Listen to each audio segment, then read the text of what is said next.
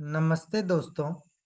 मेरा नाम संजय है और आज हम कक्षा 12 के रसायन विज्ञान का अध्याय 1 जो कि है विलयन पार्ट सेकंड के विषय में अध्ययन करेंगे। इस वीडियो में हम जो टॉपिक पढ़ने वाले हैं वो इस प्रकार है। विलयन का मोल अंश, विलयन की मोलरता एवं विलयन की मोललता। तो सबसे पहले हम समझ लेते हैं कि मोल अंश क्या होता है।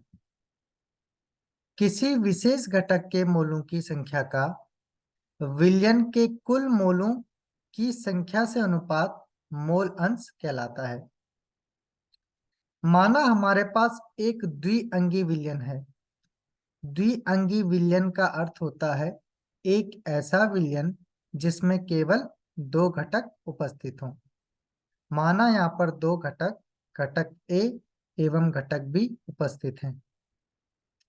माना घटक ए के मोलों की संख्या Na और घटक बी के मोलों की संख्या Nb है। इस प्रकार ए घटक का जो मोल अंश होगा वो ए के मोलों की संख्या का सभी अवयव के कुल मोलों की संख्या से अनुपात के बराबर होगा। एवं इसी प्रकार बी घटक का जो मोल अंश होगा वो बी के मोलों की संख्या का सभी अवयव के कुल मोलों की संख्या से अनुपात के बराबर होगा।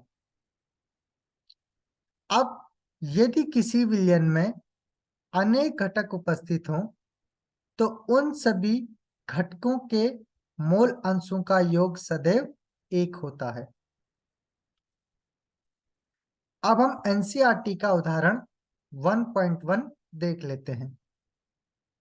एथिलीन ग्लाइकॉल यानी C2H6O2 के मोल अंश की गणना करो यदि विलयन में C2H6O2 का 20% द्रव्यमान उपस्थित हो।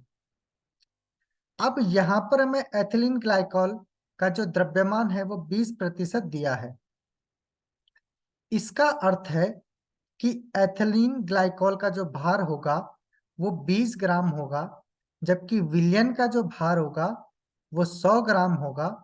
एवं विलायक यानी कि जो जल का भार होगा वो 100 में से अगर हम 20 को घटा देंगे तो 80 ग्राम प्राप्त हो जाएगा। तो सबसे पहले हम C2H6O2 का आणविक द्रव्यमान ज्ञात कर लेते हैं। अब क्योंकि कार्बन का जो परमाणु द्रव्यमान होता है वो 12 होता है और यहाँ पर कार्बन के दो परमाणु उपस्थित होते हैं तो हम 12 को 2 से गुणा कर लेते हैं। एवं हाइड्रोजन के यहाँ पर 6 परमाणु हैं और जबकि हाइड्रोजन का परमाणु भार 1 होता है तो इसलिए हम इसको 6 से गुणा कर देते हैं। एवं ऑक्सीजन का जो परमाणु भार होता है वो 16 होता है, परंतु यहाँ पर ऑक्सीजन के 2 परमाणु हैं इसलिए हम इसको 2 से गुणा कर देते हैं। इनको गुणा करने पर एवं आपस में जोड़ने पर हमें एथिलीन ग्लाइकॉल का जो आणविक द्रव्यमान है वो 62 ग्राम मोल इनवर्स प्राप्त हो जाता है। अब हम एथिलीन ग्लाइकॉल के मोल ज्ञात कर लेते हैं जो कि होता है एथिलीन ग्लाइकॉल की ग्राम में मात्रा डिवाइडेड बाय एथिलीन ग्लाइकॉल का अणुभार। अब एथिलीन ग्लाइकॉल की ग्राम में मात्रा है 20 ग्राम और इसका अणुभार है 62 ग्राम मोल इनवर्स। तो इन दोनों को भाग देने पर हमें एथिलीन ग्लाइकॉल के मोल 0.322 मोल प्राप्त हो जाते हैं। इसी प्रकार हम जल के मोल को भी ज्ञात कर लेते हैं जो कि होता है जल का ग्राम में भार डिवाइडेड बाय जल का अणुभार। अब जल का ग्राम में भार 80 ग्राम हमें दिया है और जल का जो अणुभार होता है वो 18 ग्राम मोल इनवर्स होता है।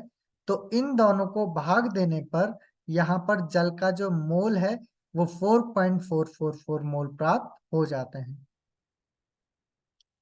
अब हम एथिलीन ग्लाइकॉल का मोल अंश ज्ञात कर लेते हैं जो कि होता है एथिलीन ग्लाइकॉल के मोल डिवाइडेड बाय विलयन के मोल। जो कि एथिलीन ग्लाइकॉल के मोल और जल के मोल के योग के बराबर होता है। अब एथिलीन ग्लाइकॉल के जो मोल हैं वो 0.322 मोल हैं और विलयन का जो मोल है वो 0.322 प्लस 4.444 के योग के बराबर होगा। अब इनको भाग करने पर हमको एथिलीन ग्लाइकॉल का जो मोल अंश है वो 0.068 प्राप्त हो जाएगा। एवं इसी प्रकार हम जल के मोल अंश को भी ज्ञात कर सकते हैं, जो कि होगा जल का मोल डिवाइडेड बाय विलयन का मोल। और जल का मोल है 0.444 और विलयन का मोल, जल का मोल और एथिलीन ग्लाइकॉल के मोल के योग के बराबर होगा। और इनके योग को अगर हम जल के मोल से डिवाइड कर देते हैं तो यहाँ पर जल का जो मोल है, मोल अंश है, वो हमें 0.932 प्राप्त हो जाएगा। और इसको हम दूसरे तरीके से भी ज्ञात कर सकते हैं, क्योंकि यहाँ पर हमें केवल दो घटक एथिलीन ग्लाइकॉल एवं जल प्राप्त हैं, तो इन दोनों घटकों के मोल अंशों का योग सदैव 1 होगा। अब हमें एथिलीन ग्लाइकॉल के जो मोल अंश है वो प्राप्त हैं 0.068।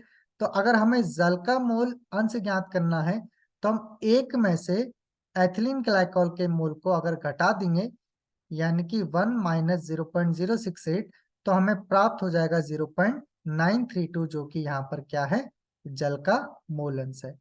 तो इस प्रकार से हम मोल अंश की गणना कर सकते हैं। अब हम समझते हैं कि मोलरता क्या होती है। 1 लीटर विलयन में घुले हुए विलेय के मोलों की संख्या को उस विलयन की मोलरता कहते हैं एवं इसको कैपिटल एम से प्रदर्शित किया जाता है। यानी कि 1 लीटर विलयन में विलेय के कितने मोल उपस्थित हैं या घुले हुए हैं, इसी को हम विलयन की मोलरता कहते हैं। मोलरता बराबर होता है विलेय के मोलों की संख्या डिवाइडेड बाय विलयन का आयतन, वो भी लीटर में।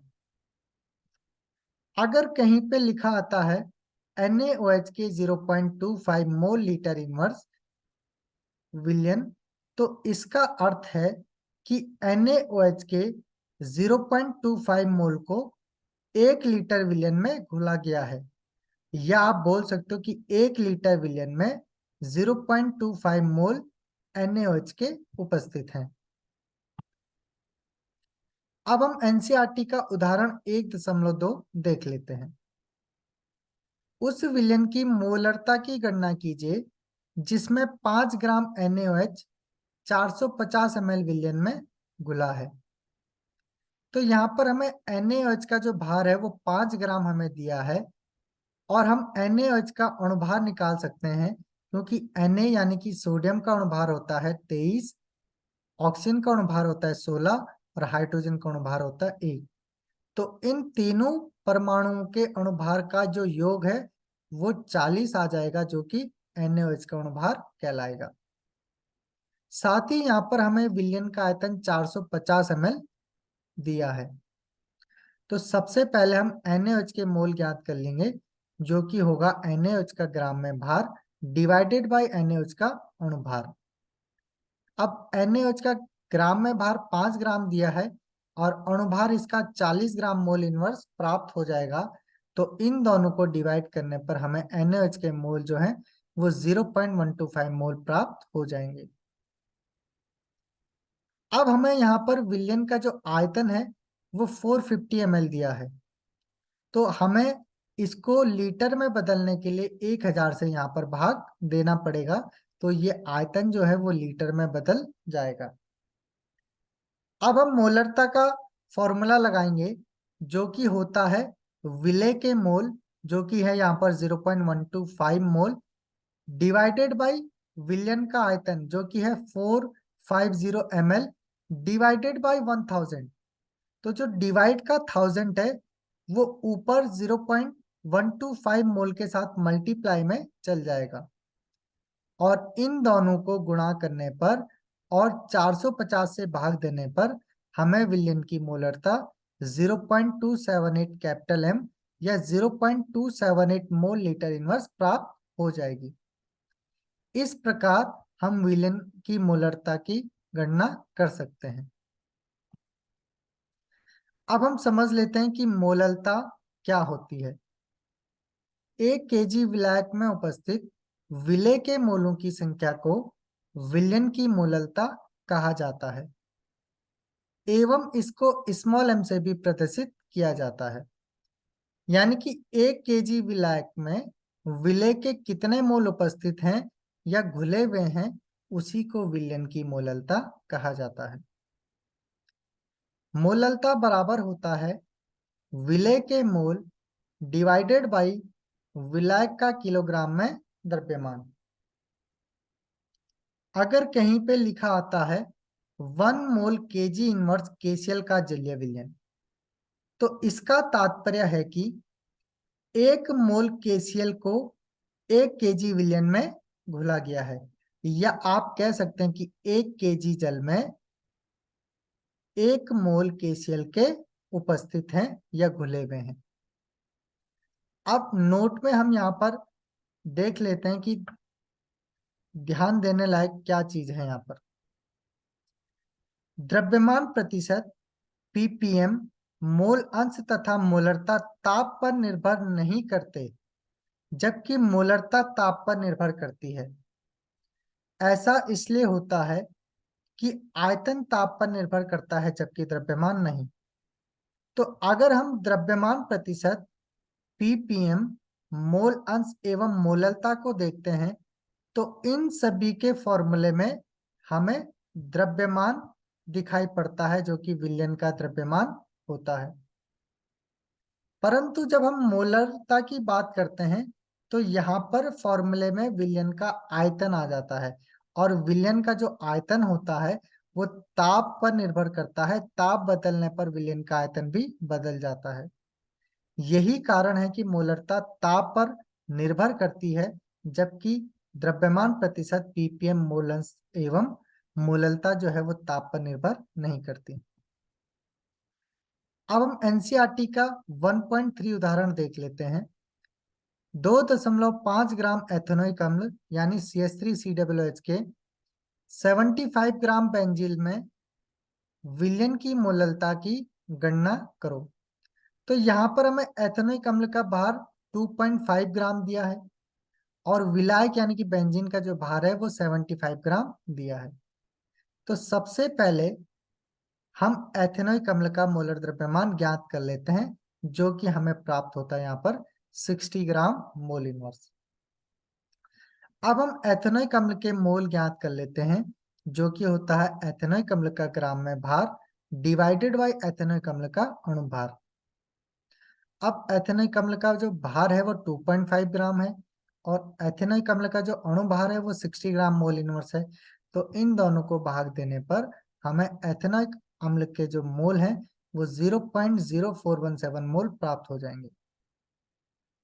इसी प्रकार हम बेंजीन का जो केजी में द्रव्यमान है, तो अगर हम इसका जो द्रव्यमान है 75 ग्राम, इसको 1000 से भाग दे देंगे तो हमें बेंजीन का जो द्रव्यमान है वो केजी में प्राप्त हो जाएगा, जो कि आ जाएगा 75 मल्टीप्लाई बाय 10⁻³ kg। अब हम मोलरता का फॉर्मूला लगाएंगे, जो कि होता है यहाँ पर विलेय के मोल डिवाइडेड बाई विलायक का केजी में द्रव्यमान। अब यहाँ पर विलेय है एथेनोइक अम्ल और एथेनोइक अम्ल के मोल हैं यहाँ पर 0.0417 और डिवाइड में आ जाएगा विलायक का द्रव्यमान केजी में, जो कि होगा 75 डिवाइडेड बाई 1000 और जो डिवाइड का 1000 है वो ऊपर 0.0417 के साथ मल्टीप्लाई में चल जाएगा और इन दोनों को मल्टीप्लाई करने के बाद जो आएगा उसको 75 से डिवाइड अगर हम देंगे तो हमें विलयन की मोलरता 0.556 मोल केजी इनवर्स प्राप्त हो जाएगा। तो इस प्रकार हम विलयन की मोलरता की गणना कर सकते हैं। अब आज के लिए इस वीडियो में इतना ही। नेक्स्ट वीडियो में हम पढ़ेंगे ठोसों की द्रवों में विलेयता एवं गैसों की द्रव में विलेयता। तो आज के लिए इस वीडियो में इतना ही, मिलते हैं नेक्स्ट वीडियो में।